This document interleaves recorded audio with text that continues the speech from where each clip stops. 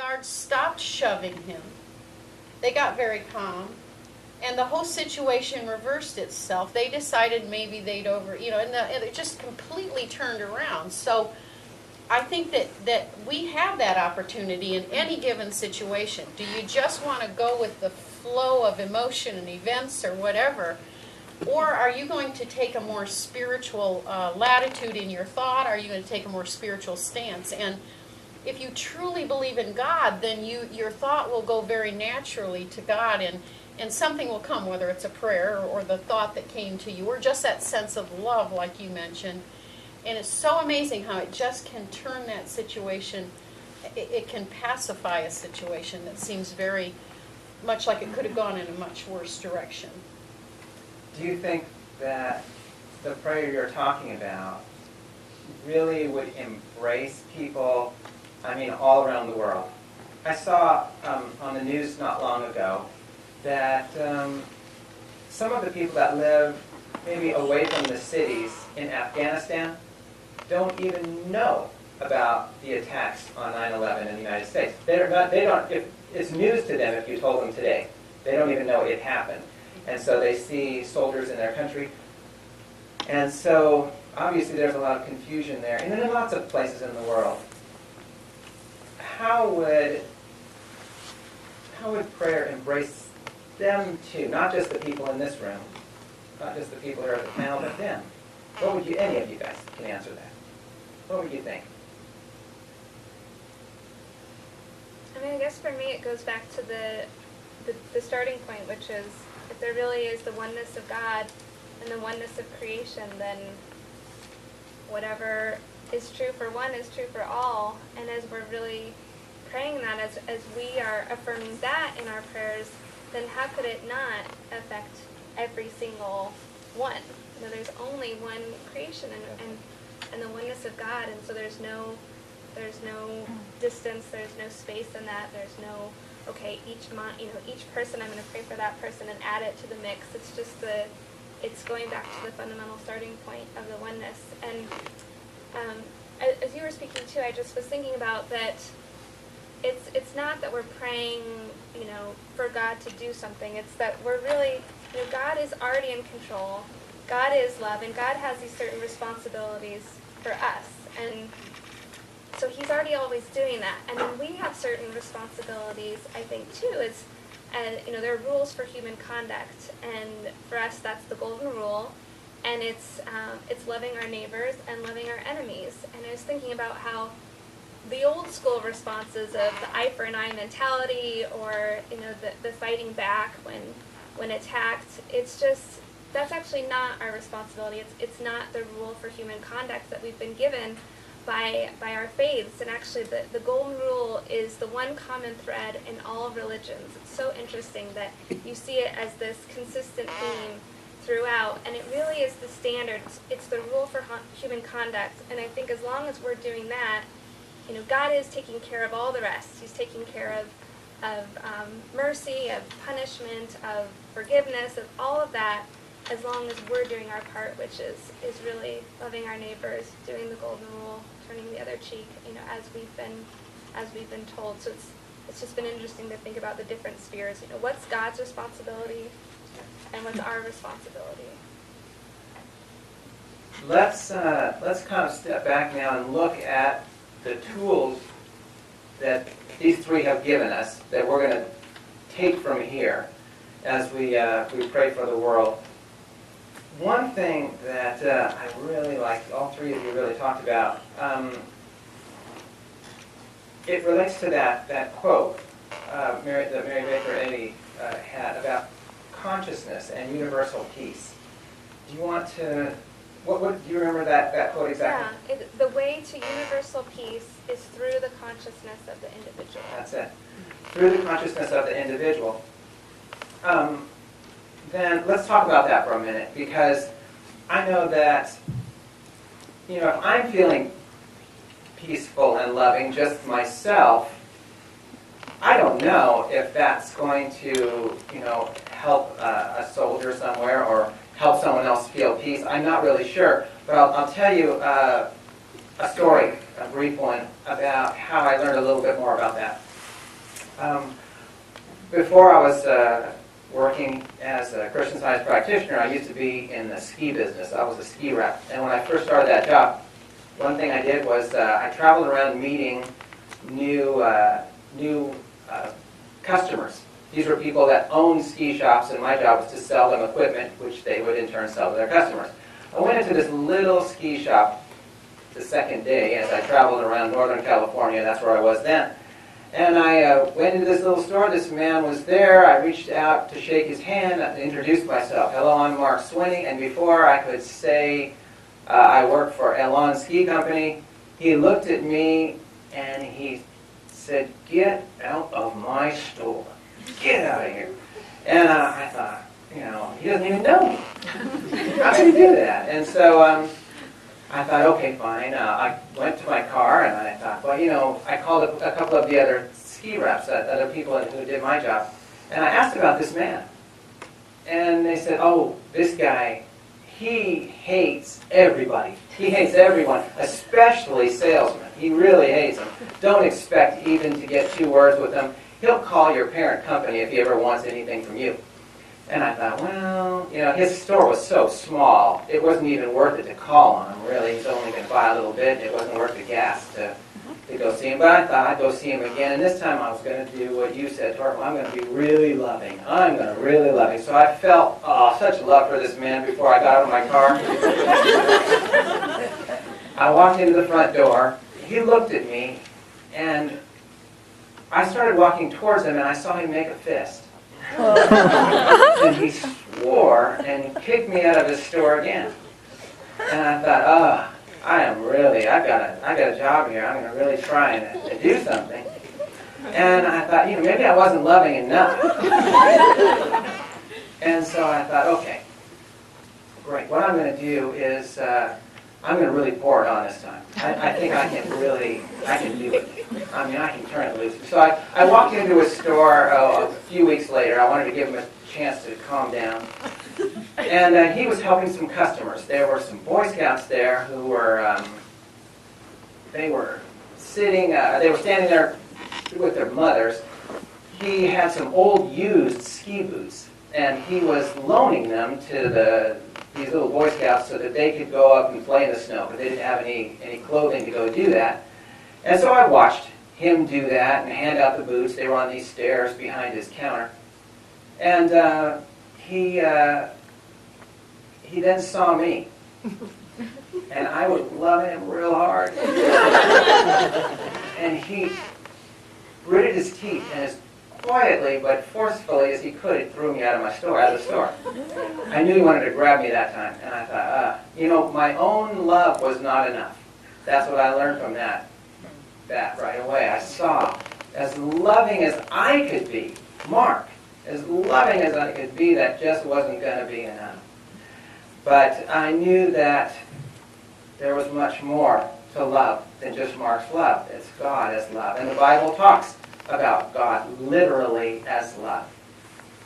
And so this time, I decided to look at him not through Mark's loving eyes, but through God's loving eyes. And I let God show me how he knows this man. And I was very impressed with how much God loved this man. I was very impressed with that. The next time I talked to him, it was actually on the phone. And this guy, I call him up, I go, hello, this is Mark Swinney, and he started, I could tell, to get mad. And he said, why in the world do you keep bothering me? Why do you do this? And then he's, you could feel it boiling. And I was quiet, and then I go, I have to tell you, I'm not fooled. I'm not fooled. I know what you're really like. I know how loving you are. I saw you with those Boy Scouts giving them ski boots for free to go and go play in the snow. I know what you're really like. You can't fool me anymore. I know. Now, that was taking a leap, you can imagine. But this time, it was the power of God behind my thoughts. It wasn't just my good wishes. And I think that is a big lesson. When the power, the law of God imbues thought, then that affects everything in your experience. And this guy said to me, he was quiet, he goes, I want you to come into my store next time you're in my neighborhood. Now, within just a few months, listen to this. He was happy to talk to me and buy from me, but he said, Mark, I really want my store to be successful, and I want to be able to provide good things for the people in my neighborhood. Would you help me to know what to buy, not just from you, but from all your competitors, too? And he handed me all of the order forms and had me fill out. Not just, he said, don't forget about yourself, but do everybody else, too. He saw that the love of God truly was universal. And what a good lesson. Anyway, I think that that's one good tool. Not just our good hopes and good wishes, but it's the reflected love of God that heals the world. It's that consciousness of God. I think that I would say, if there's one thing I'm going to take away from this meeting, I know, it's that my thought, when directed by God, heals. Not just my good wishes, but it's from my thought, directed by God, heals. All right, a couple of the other ideas they talked about. Loving in the face of fear. I think that is an important tool. That love is almost, you could say, is one of your best weapons. It is, it's easy to be afraid when everyone else around you is afraid. You can tell from the way I'm dressed. I'm not from here. I'm from New Mexico. We have horses, and sometimes I'll see my horses. They'll be grazing in a herd, and one will just take off running. The other horses, they don't have any idea why, but they figure if one's afraid, we all better be afraid. And they take off running, who knows where, same reason. Now, we've been given a lot of reasons to run with the herd in this world and just be afraid. I think, sometimes the world doesn't know what else to do but just relive horror. Relive horror. Look at those pictures over and over again. And I think that that's something important for us all to think about. Sometimes it's pictures, it's images of suffering that we have to confront and overcome. It's pictures that are horrifying. Often they repeat in thought. You see them over and over again. Something I love to do with those kind of pictures, I just love to sit down. I say to God, I've got this picture in thought. I think I'd like to get rid of it. I'm going to just give it to you. It says in the Bible that you'll grind it to powder. Well, once I've given that picture away, I can't just have a vacuum there in my thought. So I ask God, I say, God, what picture should I have in its place? What is that in its place? Now, that's going to be work for us all in this room. Because the world is providing lots of pictures for us, pictures of continuing suffering. But sometimes we have to close our eyes, look away, and ask God, what picture do I have of Muslims? What picture do I have of people in Afghanistan? How about the people who are in the herd with me where I live, who may be afraid? It's worth it to think about that. Now, wasn't it interesting when you were hearing them talk about how they didn't have to pray on their own? How God provided them with exactly what they needed at the moment. Janessa, you were talking about being in Fallujah. And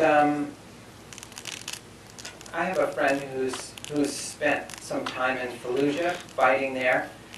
Here, you were shown this idea of the Euphrates River flowing through, and how, despite the fighting, the river continued to flow. Do you see how God was helping her there? The violence really was probably overwhelming. Yet God showed her something that she could turn to, something that was bigger than the violence. She said, I saw this analogy, this symbol of river. The water continued to flow, just as the power of God, the law of God, continues to flow in this world, despite it all. You had the same kind of thing when you were talking with that man who he thought he couldn't feel his legs, and you turned to God, and God said, with authority, now talk to him. Now, did you hear her say it wasn't her authority? Now, I don't know her too well, but I have a feeling she probably has some pretty good authority. Look at her. Yet at that moment, again, just as your own love is not enough to heal the world, but it's the reflected love of God that can. It's not personal authority, personal toughness that does it. It's the reflected authority of God. And God told you, in no uncertain terms, that neither height nor depth nor any other creature can separate man from God. Something from the New Testament, and that was what turned the corner for that man. I think it's important to realize how available God is. So often when we're praying, we're the ones doing all the talking. You know, I know when I first started praying, that's all I did. I talked to God. I talked and talked and talked. And God would start to give me something, and I just interrupt. It's when sometimes we're really challenged, we're willing to listen, and there was a perfect example.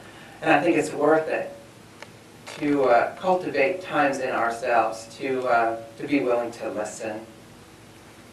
You know, how can you tell when you're praying about the world or just about your neighborhood?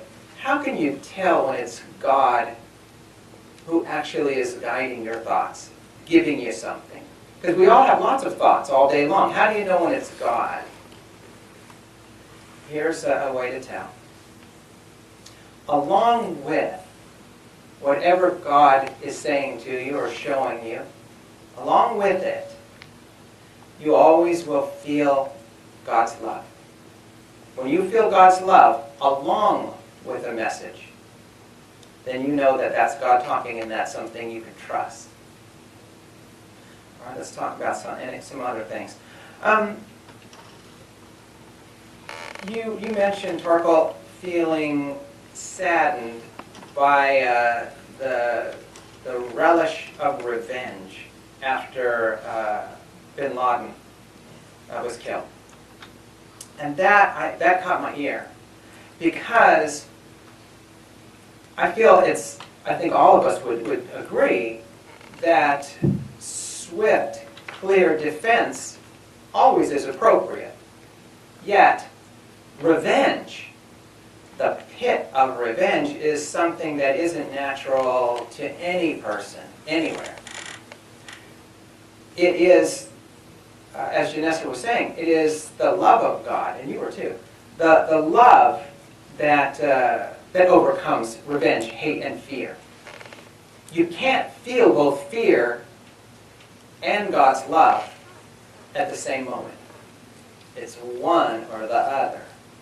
I think all of us realize how the world changed and brought out the best in us. The love of God was just glowing in this world all around. And so there was so much going on. Talk about brotherly love. It overflowed. Now, I know today, 10 years later, there are people out there who are indifferent, maybe are just sort of self-serving. Yet, I mean, I travel all around the world, all around. And everywhere I go, I'm impressed by the love of God shining in people. It is something that is sometimes just astounding. And it's worth it to acknowledge love when you see it in someone, because that acknowledges the presence of God working in all of us. this last 10 years isn't so much about the violence of terrorism.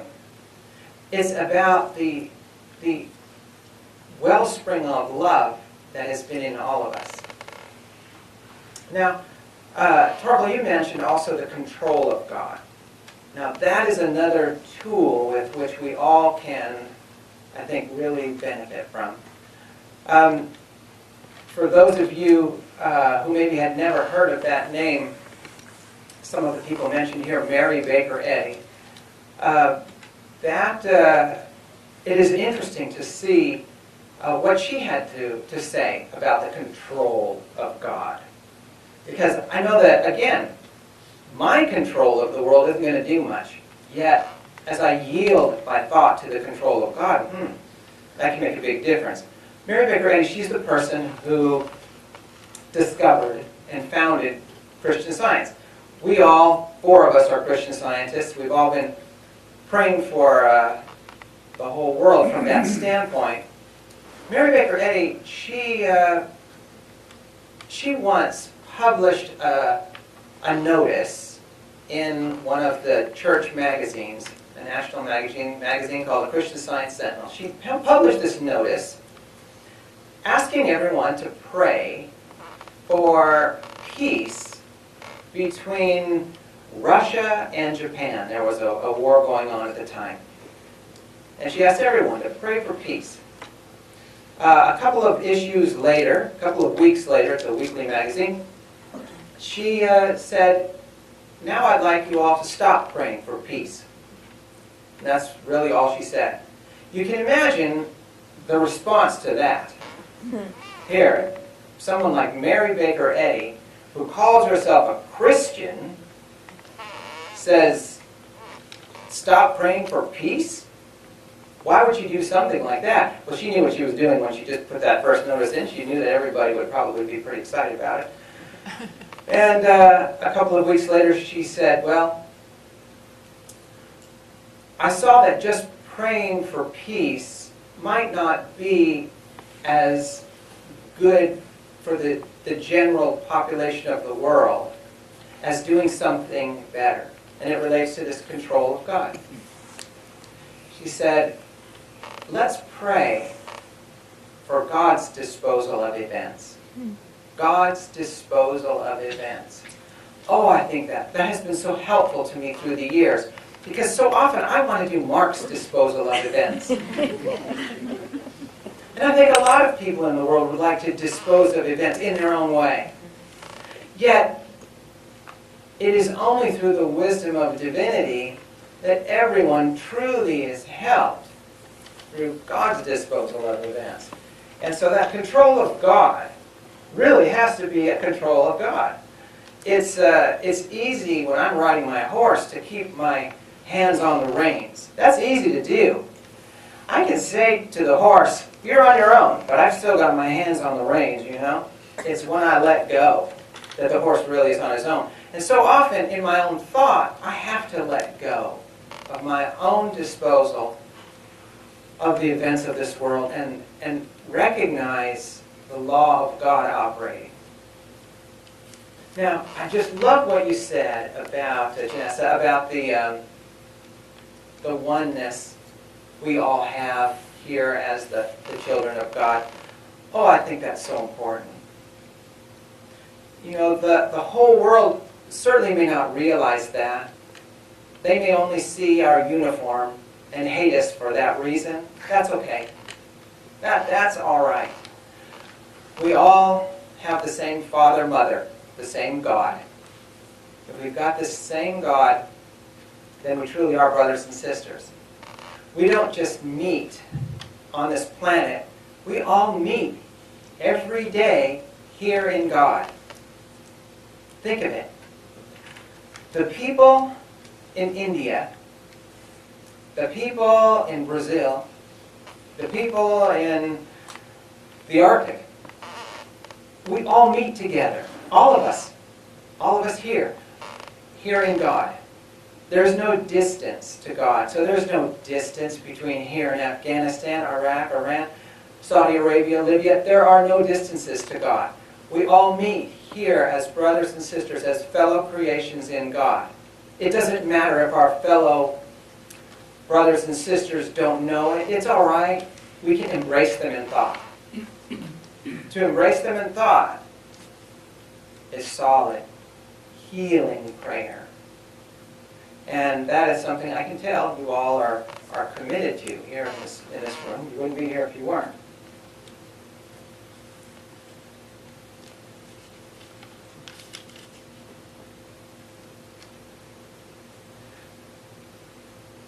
One just quick thing that I think is worth considering. We all talked a little bit about the good versus evil thing. And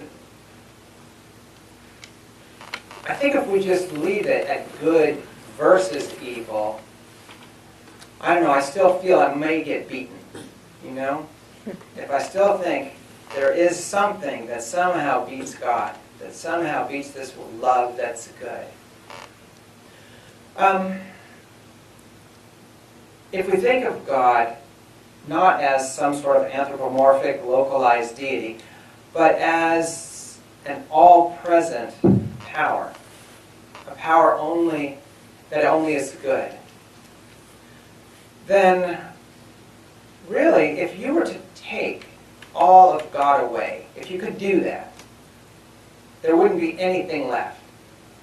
It's just God. There isn't God and something else. There is just God. And that may be one of the biggest lessons our world is to learn. That there truly is one power, one God. Sometimes I have found that if I ask God, if you're so good and so ever-present, why would I even experience a little bit of bad or evil? Why would that be?